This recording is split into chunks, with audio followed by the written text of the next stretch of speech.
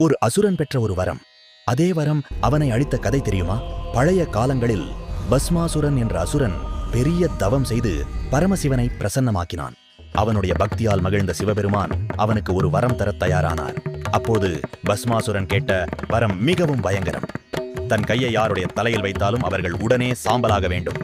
பக்தனை நம்பிய சிவபெருமான் அந்த வரத்தை அவனுக்கு அளித்தார். ஆனால் வரம் கிடைத்தவுடன் அசுரனின் அகம்பாவம் அதிகரித்தது. அவன் அந்த சக்தியை சிவபெருமான் மீதே சோதிக்க நினைத்தான். இதனால் பரமசிவனே அவனிடமிருந்து தப்பிக்க ஓட வேண்டிய நிலை ஏற்பட்டது. அப்போது உலகத்தை காப்பாற்ற மகாவிஷ்ணு ஒரு மாய வடிவம் எடுத்தார். அந்த அழகிய வடிவம்தான் மோகினி. மோகினியின் அழகில் மயங்கிய பஸ்மாசுரன் அவள் ஆடும் நடனத்தை பின்பற்றி ஆட ஆரம்பித்தான். மோகினி ஒவ்வொரு அசைவையும் காட்டினாள். அசுரனும் அதையே பின்பற்றினான். இறுதியில் மோகினி தன் கையை தலையில் வைத்தாள். அதை அறியாமல் பின்பற்றிய பஸ்மாசுரன் தன் கையை தன் தலையில் வைத்தான். அடுத்த நொடியில் அவன் தன் வரத்தால் தானே சாம்பலானான்.